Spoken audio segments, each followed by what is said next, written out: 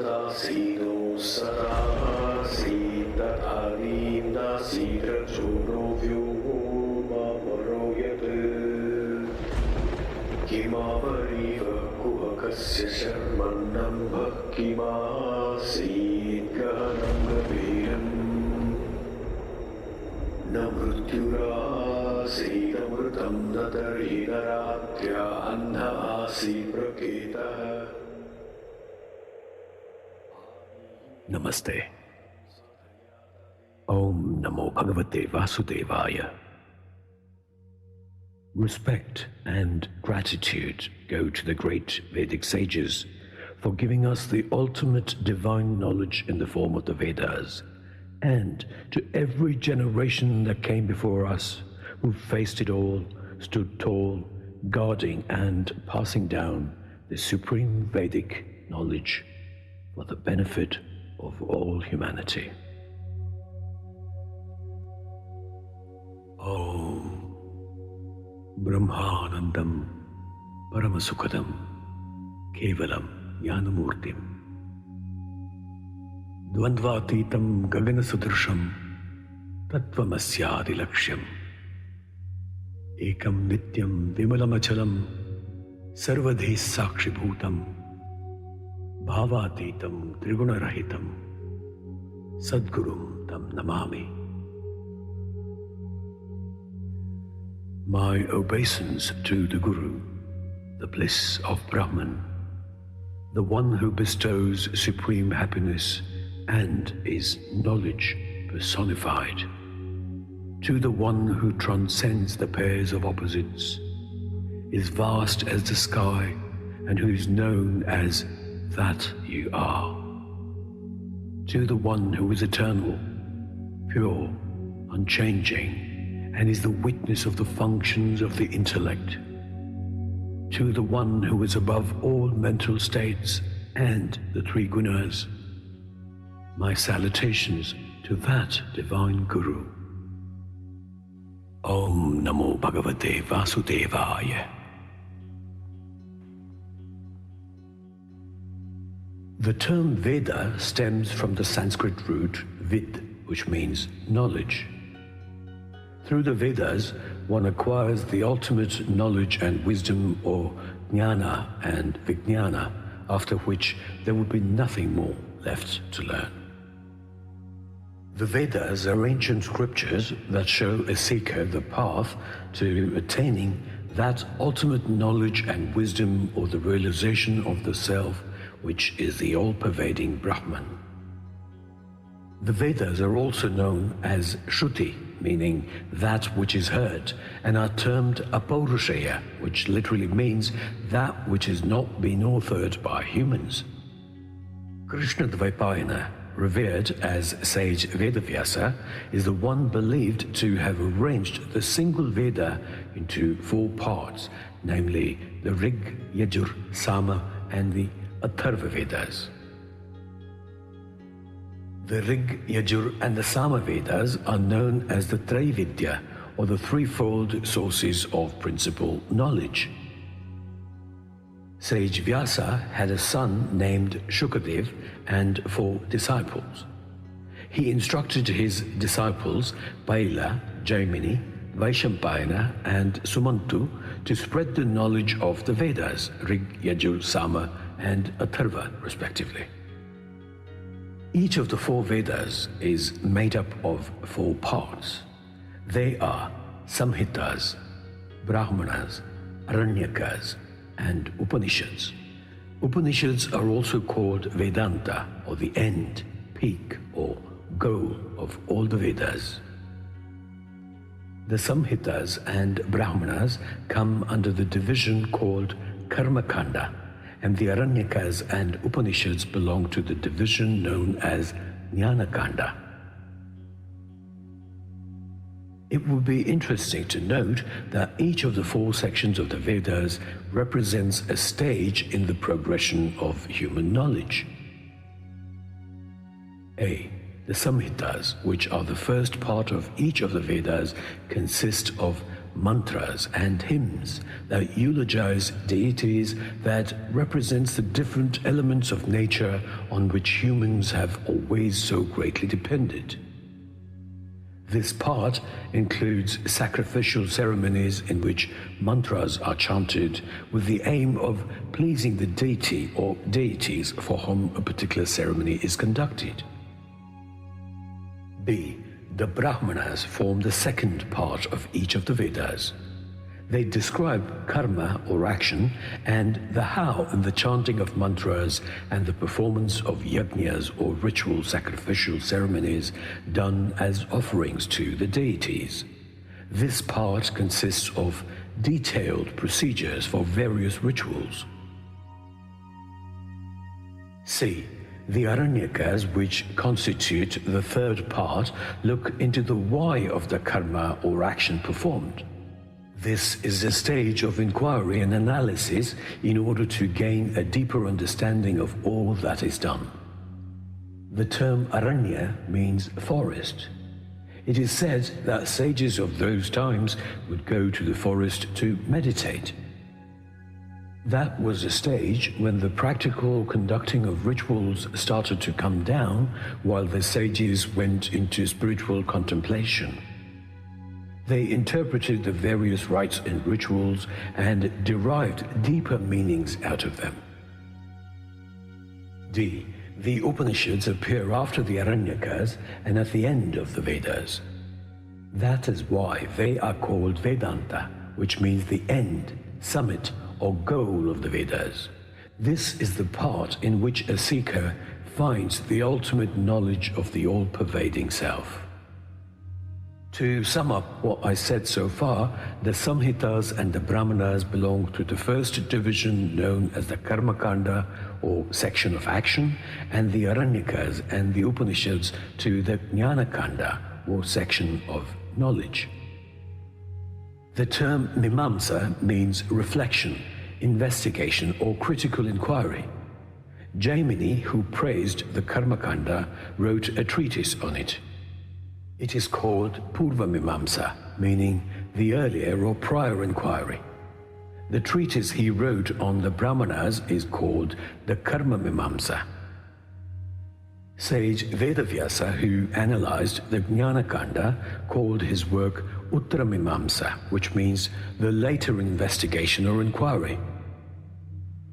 The Upanishads, the Srimad Bhagavad Gita, and the Brahma Sutras are grouped under Uttara Mimamsa. The Brahma Sutras consist of 555 sutras, which are aphorisms that summarize and also systematize all the knowledge of the Upanishads. It is believed that in order for a seeker to purify their body and mind, they begin by going through the Karma Kanda for a certain period. This prepares them to receive higher knowledge of the Jnana Kanda, after which the seeker attains self-realization, or the realization of the truth of Advaita, or non-duality. Let us take a quick look at Shloka 246 of the Srimad Bhagavad Gita. Yavanartha udapane sarvatah samplutodake tavan sarveshu vedeshu brahmanasya vijanatah. What purposes are served by one small reservoir can be served by one large lake entirely filled with water. Similarly, a man of realization attains the purpose that all the Vedas serve. In Shloka 246 of the Srimad Bhagavad Gita, Krishna declares to Arjuna that a person who has attained self-realization or the realization of Brahman has attained the purpose that all the Vedas serve. The ultimate goal of the Vedas is attaining the state of self-realization, after which the cycle of births and deaths ends. The four Vedas. Rig Veda. The term Rig or Rik means hymns of praise. This Veda has 10 books or mandalas containing 1,028 hymns known as suktas with 10,580 verses. The Rig Veda teaches how to live life, discusses primarily rites and rituals, praises deities that represent natural elements, teaches spiritual wholeness, and analyzes in a philosophical, speculative, and skeptical manner the start of existence and the origin of the universe. The verses of the Rig Veda are especially popular for recitation. A lot of mantras chanted in pujas are from the Rig Veda. The well-known Nasadiya Sukta comes from the Rig Veda. It is hymn 129 of the 10th mandala. I have presented the Nasadiya Sukta in an exclusive video which is available on the Tavamitram YouTube channel.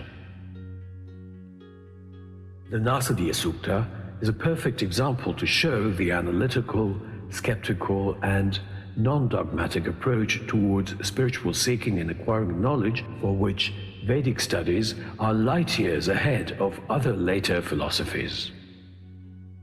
One who has mastered the Rig Veda is known as Ritvik. Yajur Veda. The name Yajur stems from the root Yajus, which means worship or veneration. While the Rig Veda concentrates on stotras or hymns and mantras, the Yajur Veda teaches and focuses more on how to use the mantras and hymns for yajnas or sacrificial rituals. The Yajur Veda has two branches, which are the Shukla Yajur Veda and the Krishna Yajur Veda. Important yajnas such as the Ashvamedha Yajna and others are taught in detail in the Taittiriya Samhita of the Yajur Veda. The Vedic mantra, Sri Rudram, consisting of two parts, namely Namakam and Chamakam, is from the Taittiriya Samhita of the Krishna Yajur Veda. A seeker who has mastered the Yajur Veda is called Advaryu. The Samaveda. The name of the third Veda means the Veda of songs or the Veda of chants.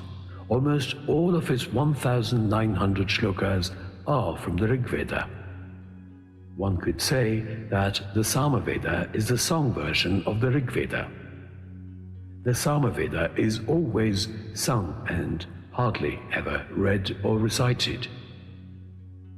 The term Samaveda in Sanskrit originates from two parts, which are Saman or song and Veda or knowledge. The Samaveda calms and comforts the mind. The hymns of praise known as Rig or Rig of the Rig Veda are set to music in the Samaveda. The Rig Veda is chanted in a manner employing the three main types of accents known as Udatta, Anudatta, and Svarita, whereas the Samaveda is sung using Dirghaswara or prolongated vowels. In Shloka 1022 of the Srimad Bhagavad Gita, Krishna says that among the Vedas he is the Samaveda. In the Lalita Sahasranamam, the Divine Mother is praised as Samagana Priya, which means the one who loves the Samaveda. One who has mastered the Samaveda is known as Udgata. Atharva Veda. This Veda is a later addition to the highest scriptures of the Vedic Dharma. Atharvana was the name of one of the sons of sage Vasishtha. The term also means a priest or teacher. It contains rituals and mantras that help people in their contemporary worldly life in handling challenges and finding answers to questions regarding creation, ceremonies such as the sacred thread ceremony, marriage, as well as funeral ceremonies and other similar topics. Upanishads such as the Prashna, Mundaka, and Mandukya Upanishads are from the Atharva Veda.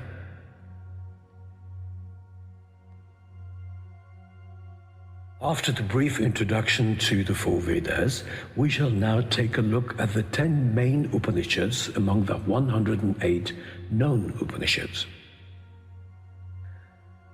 The 10 main Upanishads for which Sri Adi Shankara wrote commentaries known as Bhashyams are called the Dashopanishad. The Dashopanishad, along with 4 other important Upanishads, are Isha, Kena, Katha, Prashna, Mundaka, Mandukya, Aitareya, Taittiriya, Chandogya, Aranyakas, Kaushitaki, Shvetashvatara, Mahanarayana, Maitrayaniya. The Upanishads are the final stage of Vedic studies and likewise in the process of one's spiritual evolution. They lead a seeker to the ultimate knowledge of Brahma-jnana, or the realization of the all-pervading Brahman. The Upanishads have nothing to do with deities, religion, religious rites and rituals, or religious sacrifices. A seeker learns from the Upanishads that Brahman, which is beyond all definitions, comprehension, or description, is the underlying substrate of the whole of existence. The term Upanishad has different meanings, and one of them stems from Upa, Ni, and Shad, which together means sitting near or at the feet of someone, usually a learned and self-realized teacher. The authorship of the Upanishads is either not known or uncertain. However, they are attributed to various sages who lived during ancient times. The contents of the Upanishads are insights based on the deep understandings of learned people. They do not teach any ism or religion, but they contain ways to question, analyze, reflect, and gain an inner comprehension of the truth. A person attaining liberation known as moksha is likened to water returning to the ocean. The highly revered sage of Kanchi, Sri Chandrasekharendra Saraswati, gave a simple analogy to understand what the 4 parts of the Vedas are. He said that the Samhitas are like the tree, the Brahmanas its flowers, the Aranyakas its unripe fruits, and the Upanishads are its fully ripened fruits. The Dashopanishad, or the 10 main canonical Upanishads. The first Upanishad, Isha Upanishad.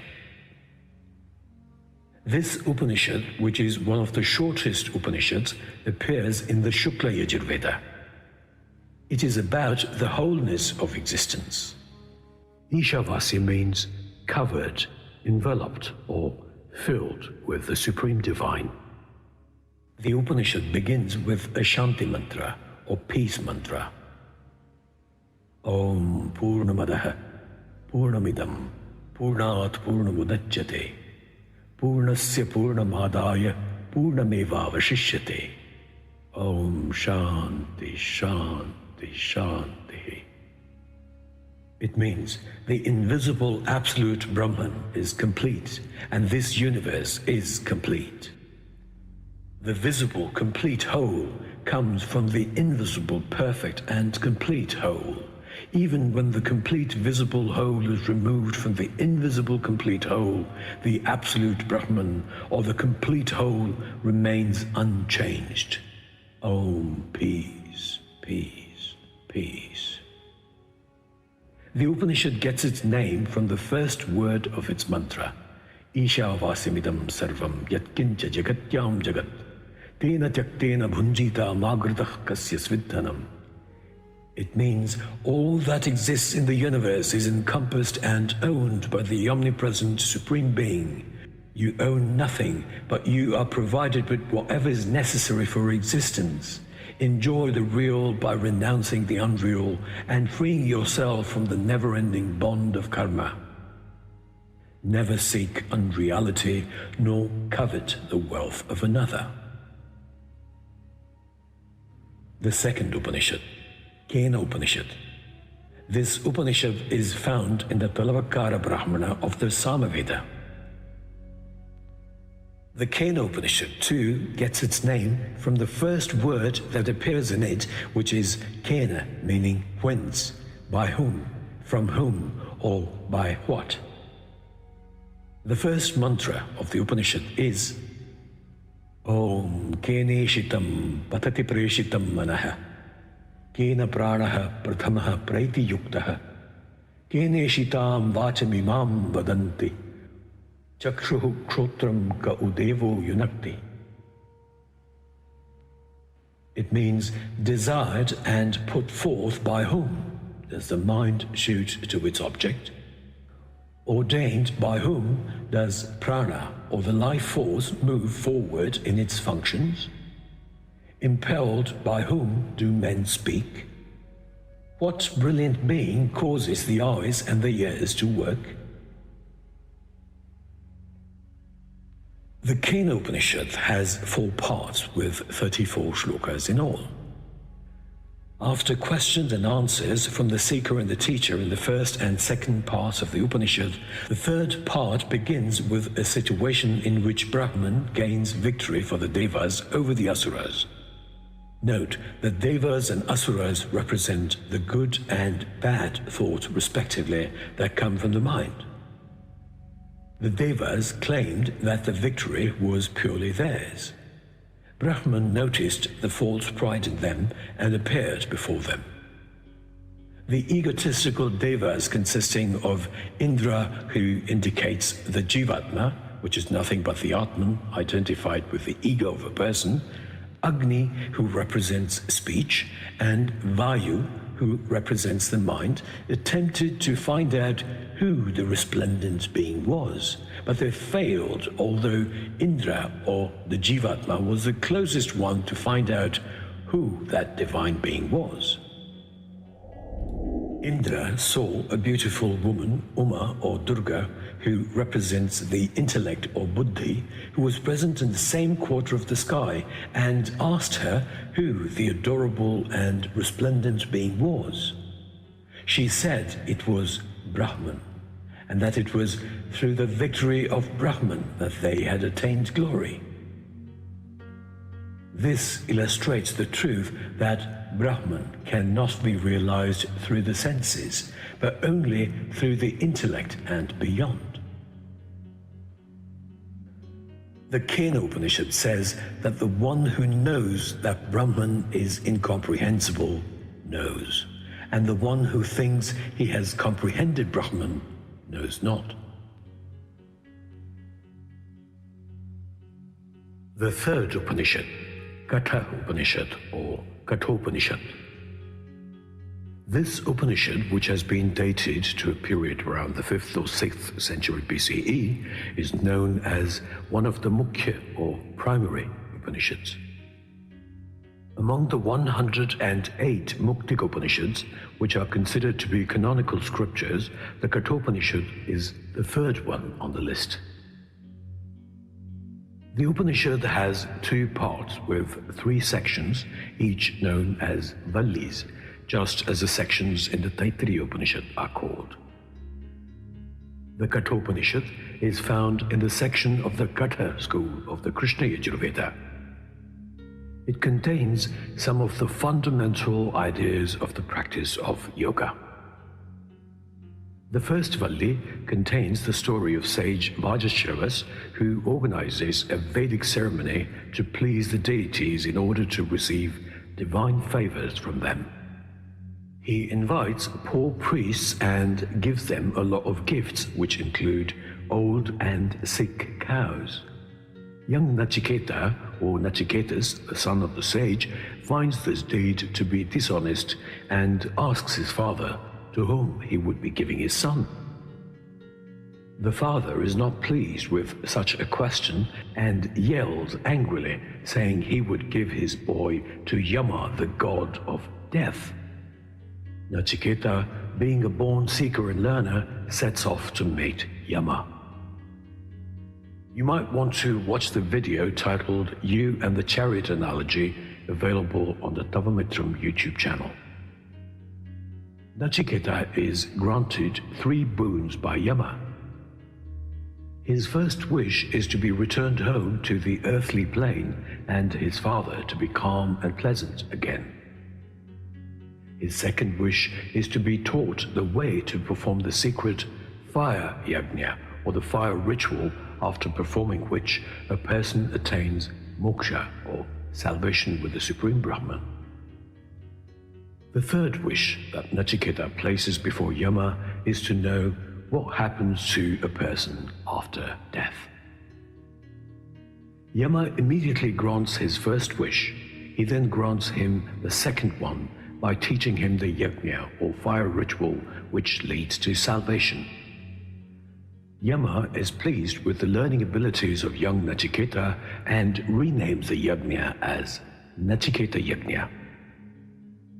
However, Yama, who is known as Dharmaraja, or the King of Justice, is reluctant to give the answer to the third question, saying that even the deities are longing to know its answer.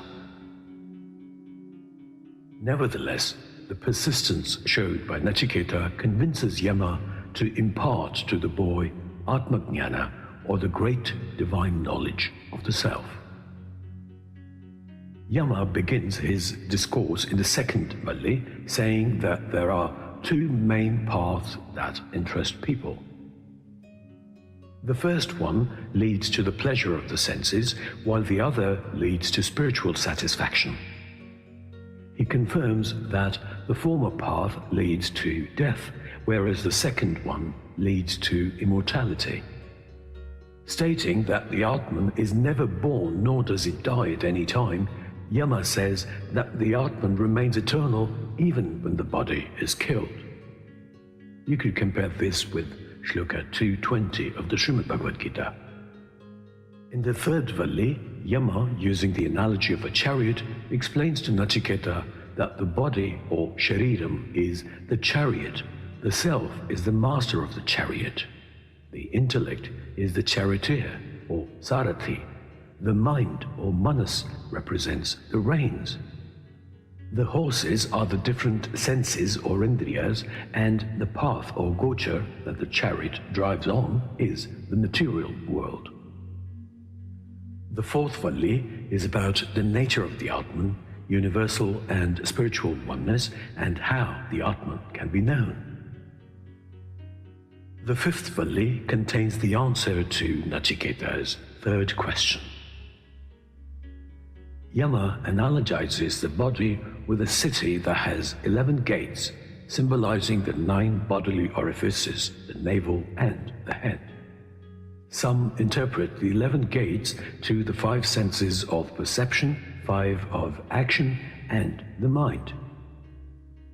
Yama says that the Atman is eternal, is one with the Supreme Brahman, and is all-pervading, either with or without a body. The one who realizes that the Atman is the all-pervading Brahman, existing both formlessly as well as in multiple forms, is ever peaceful and blissful. I suggest shlokas from the Srimad Bhagavad Gita 5:18, 6:29, 6:31, 10:20, 13:16 or 13:17 in some editions, 13:27 or 13:28 in some editions. In the 6th valli, one can learn that the one who realizes the all-pervading Brahman, which is what he or she is always calm, fearless, and immortal as Brahman is. A person who realizes this supreme truth and lives in the now is perfect. Affirming the unity of the Atman and Brahman, the statement etad vaitat, meaning this is that, is used multiple times in this Upanishad. It is similar to the Tattvamasi of the Chandogya Upanishad, meaning that you are. A popular peace mantra which is found in the Katha Upanishad and also in the Taittiriya as well as the Shvetashvatara Upanishad is as follows. Om Sahana Vavatu Sahanau Bhunaktu Sahaviryam karavavahai. Tejasvinavadhitamastu ma vidvishavahai. Om Shanti, Shanti, Shanti. Om. May we all be protected. May we all be nourished and energized.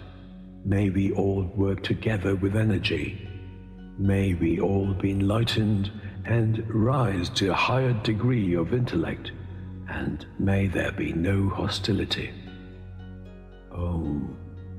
Peace, peace, peace. The fourth Upanishad, Prashna Upanishad. It is found in the Atharva Veda. The Prashna Upanishad has 6 parts, each with a question and an explanation. The 6 questions are posed to the sage Pippalada by 6 other sages. The names of the 6 sages who posed the questions are Sukeshan Bharadvaja, Ashvalayana Kausalya, Sauryayanin Gargya, Kabandhin Katyayana, Bhargava Vaidarbhi, and Shaibya Satyakama. The peace mantra or Shanti mantra in this Upanishad is as follows. Om Bhadram Karne Bhishrunuyama Devaha, Bhadram Pashe Makshabhir Yajatraha, Sthirairangais Tushtuvagum Tastanubihi, Vyashema Devahitam Yadayuhu, Swastina Indru Vruddhashravaha, Swastina Pusha Vishvavedaha, Swastina Starkshya Varishtanemihi, Swastino Vrahaspatir Dadhatu. Om Shanti, Shanti, Shanti. May we live a satisfying life with steadiness in our body and mind. May we praise the gods for blessing us with a long lifespan. May the ancient Indra bless us with wisdom and glory. May Pushan, the omniscient sun god, bless us with knowledge and well-being. May Darkshya, or Garuda, the protector, guard us against misfortunes and grant us well-being. May Brahaspati, the guru of the Devas, protect us. Om peace, peace, peace.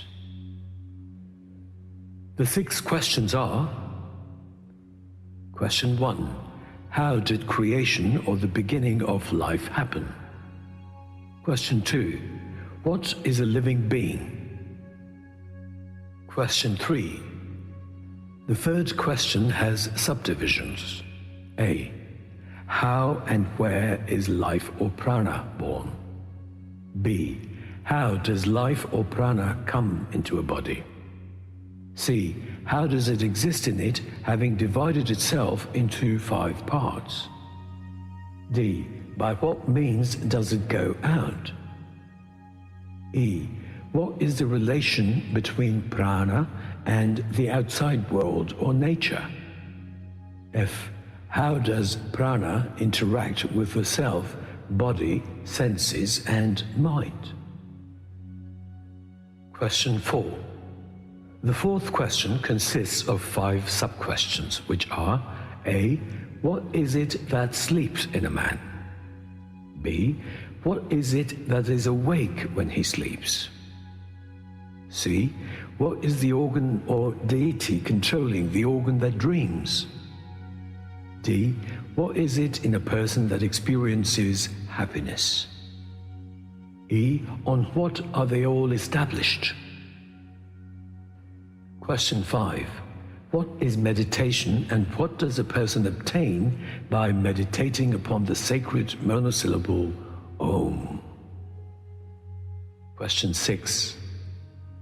What are the 16 parts of Purusha? The 16 parts are described as follows. 1. Prana. 2. Shraddha or faith. 3. Prithvi, or the earth element. 4.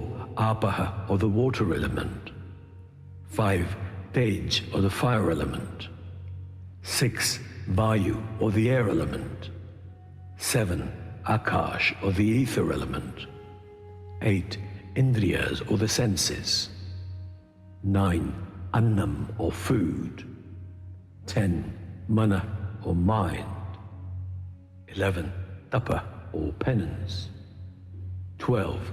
Mantra, meaning Vedic mantras and hymns. 13. Karma, or yajnas. 14. Loka, the worlds. 5. Virya, or vigor. And 16. The name.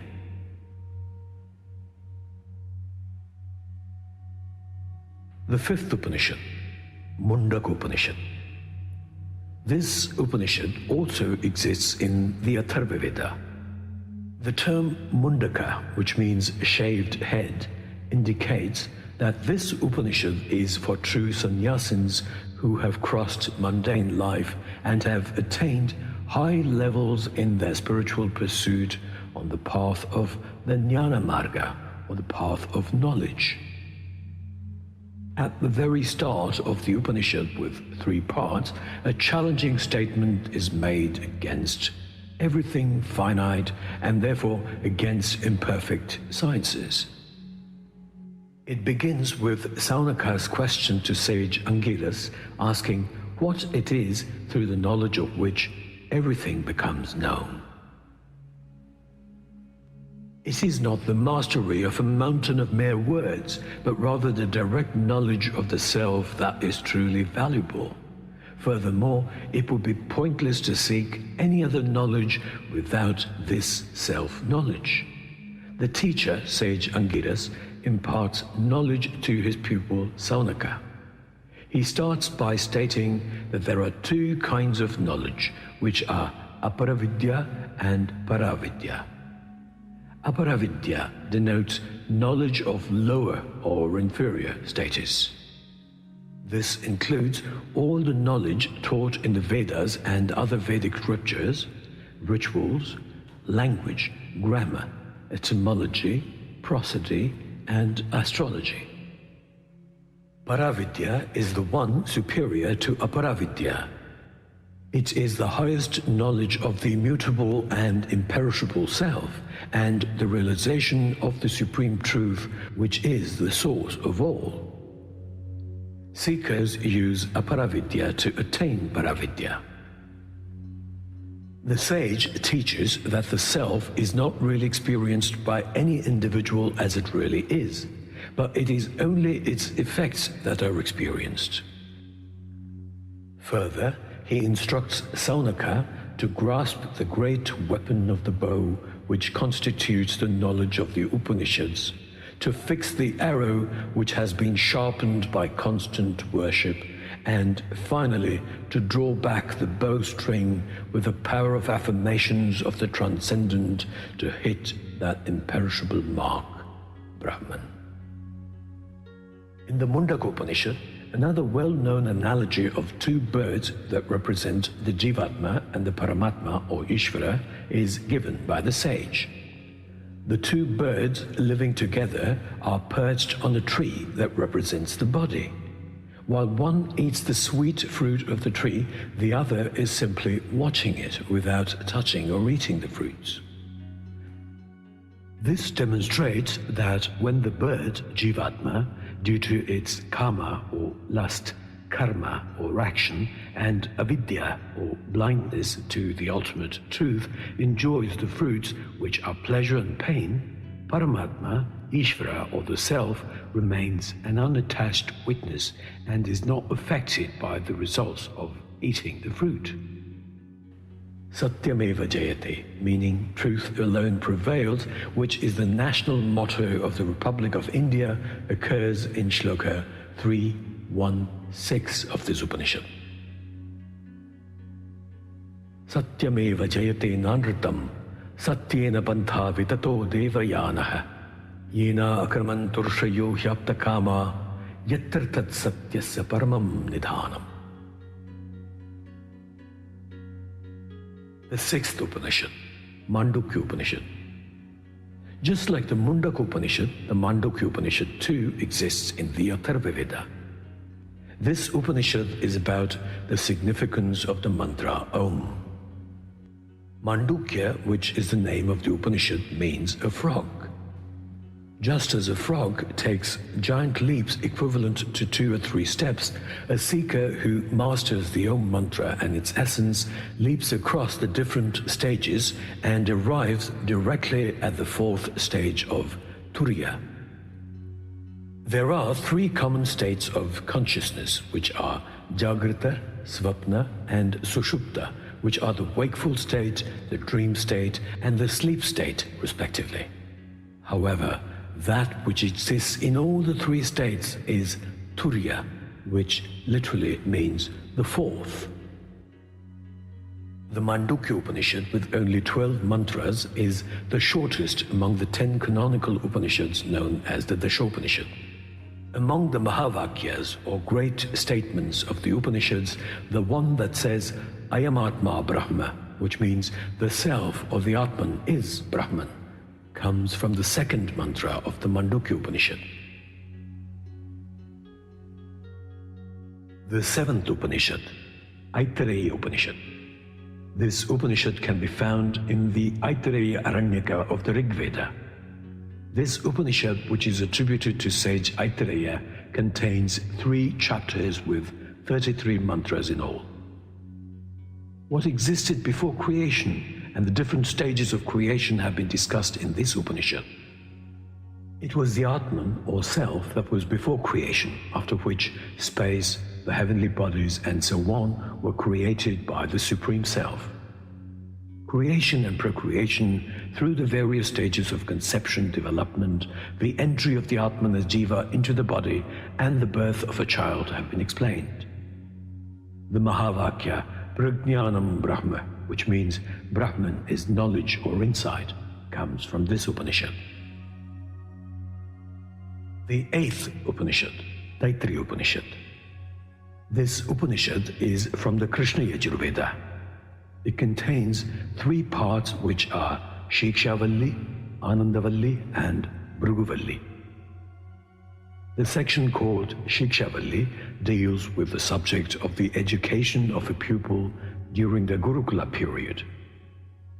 The focus is more on the Karma Kanda section of the Vedas. The knowledge imparted to the pupil includes that of rituals, meditation, chanting of the Vedas, and moral values.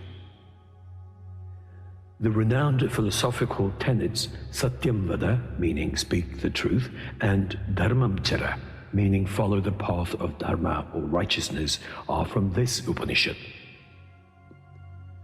The 4 other prime philosophical tenets that teach mutual respect and cooperation in society, Matru Devo Bhava, Pitru Devo Bhava, Acharya Devo Bhava, and Atiti Devo Bhava, are found in this Upanishad. The 4 tenets mean that mother, father, teacher, and guest are to be revered as God.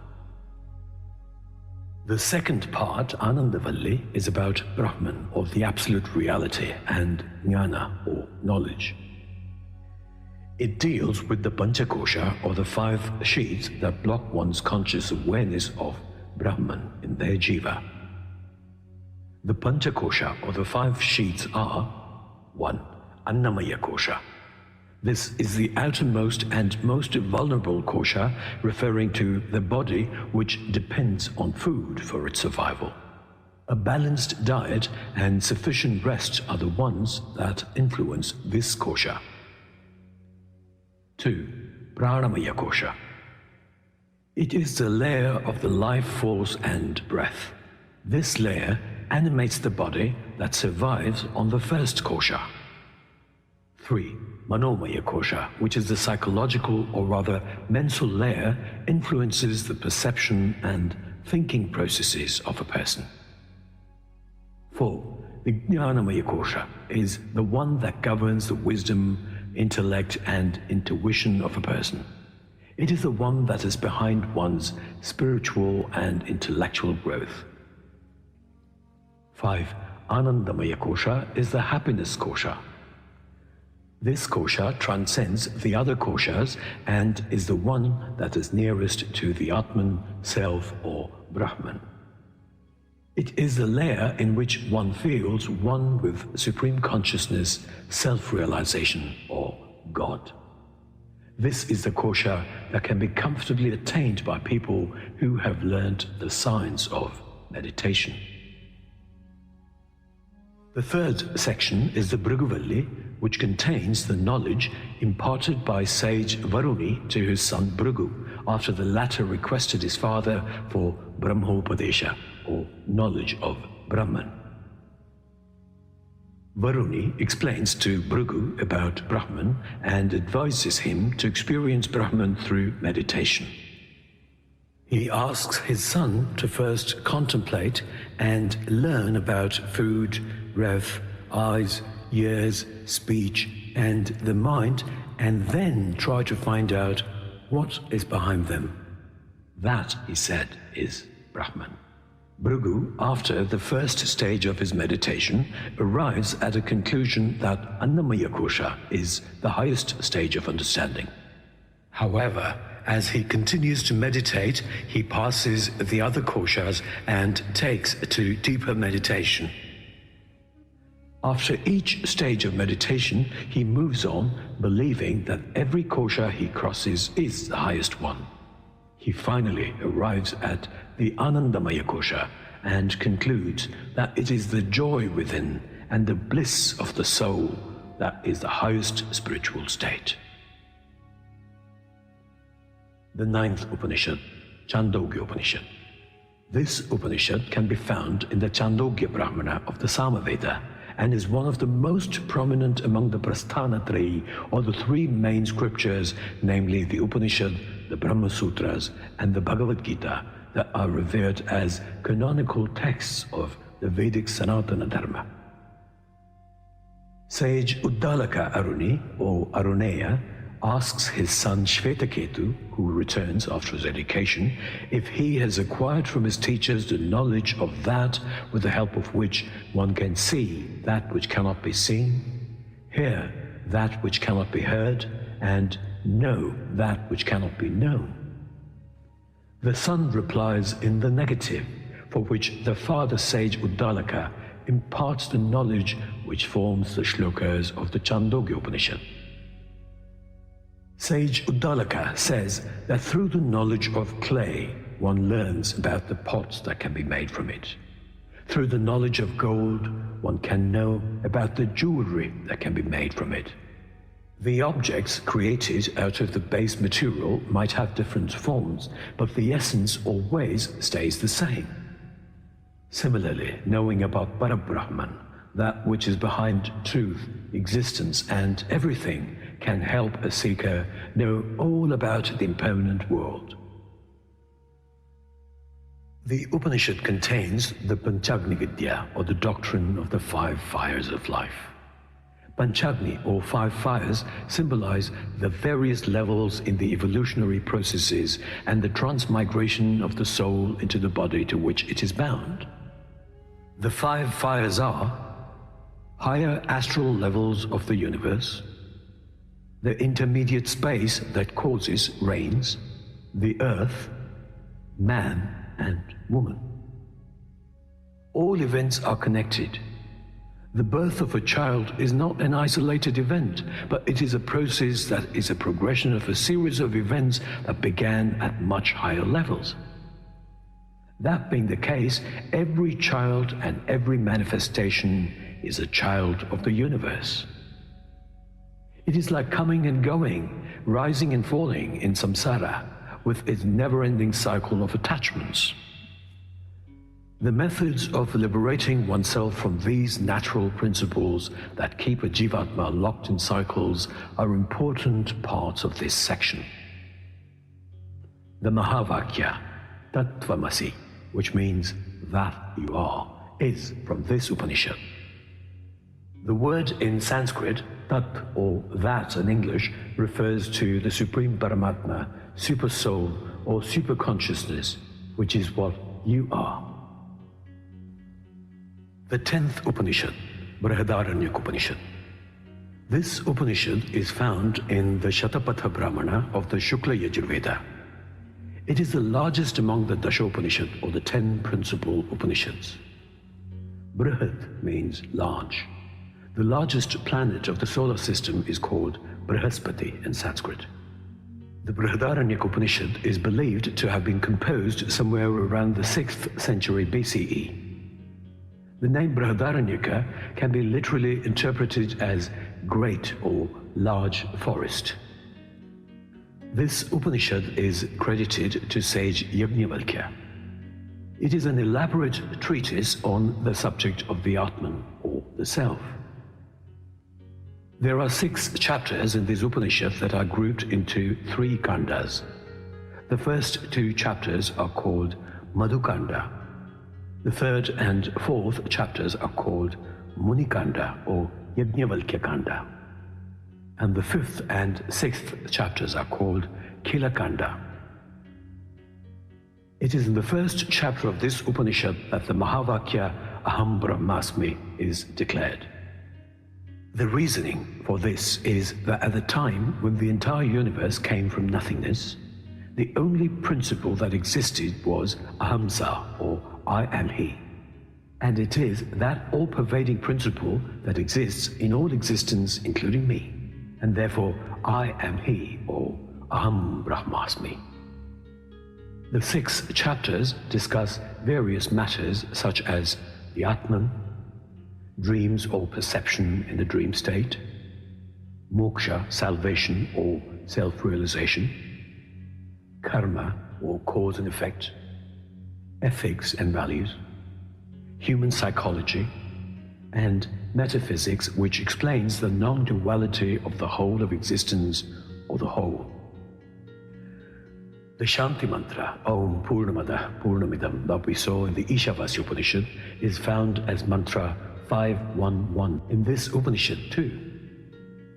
Om Purnamada Purnamidam Purnat Purnamudachyate Purnasya Purnamadaya Purnameva Vashishyate. Om Shanti Shanti Shanti. The invisible absolute Brahman is complete, and this universe is complete. The visible complete whole comes from the invisible perfect and complete whole. Even when the complete visible whole is removed from the invisible complete whole, the absolute Brahman, or the complete whole, remains unchanged. Om Peace, peace, peace. Energy cannot be created or destroyed, only converted from one form to another. This law of conservation is known as the law of conservation of energy. In other words, a system has the same amount of energy unless it receives energy from outside. And in the case of the whole, there is no outside. Krishna says in the Srimad Bhagavad Gita in shlokas 1304 or 1305 in some editions, Rishibhir Bahuda Gitam Chando Bir Vividaih Pratak Brahma Sutra Padaishchaiva Hetu Madbhir Vinishchitaihi. Great sages have sung about the absolute truth in various hymns of the Brahma Sutra and have described it through reason and logic with unambiguous evidence. Conclusion. The Vedic Sanatana Dharma is neither a religion nor, as many people call it, an ism.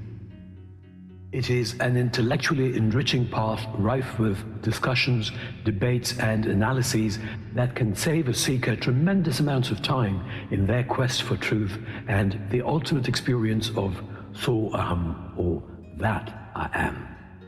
Among the various schools of Vedic philosophy, such as Sankhya, Yoga, Mimamsa, Dvaita, Vishishta Dvaita, and others, it is the Advaita Vedanta that can be called the highest stage of self-realization. It is therefore being advised by great spiritual masters that a seeker ought to commence their spiritual journey from other schools and finally arrive at Advaita Vedanta. However, my personal suggestion to young seekers would be to commence by understanding the highest but fundamental principle of the non-dualistic Advaita Vedanta, and then study the other schools of Vedanta to finally return to Advaita Vedanta. Doing so eliminates, or at least greatly reduces, the chances of feeling confounded by different philosophical terms and ideas, simply because the seeker has already experienced the crowning glory of ultimate knowledge. As an avid learner and seeker, an enthusiastic traveler through time and existence, I have, to the best of my knowledge, prepared this presentation with total sincerity. I have strived to interpret and present a little portion of the fundamental knowledge of the timeless and supreme Vedas and Upanishads in a manner as precise as possible. It is my fervent desire to enable more and more people, particularly children and young people, to take to studying Vedanta, which explains in a rational and unambiguous manner anything and everything that a person could possibly ask about creation, sustenance, and annihilation, which form the three prime features of the whole of existence. Some people ask where one could buy translations of the Srimad Bhagavad Gita or the Upanishads.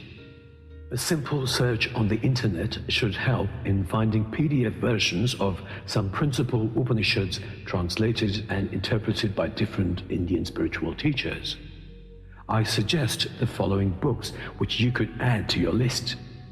Please punch into a search engine the name of the book and PDF, and I am sure you will find some precious books available for free. The Upanishads.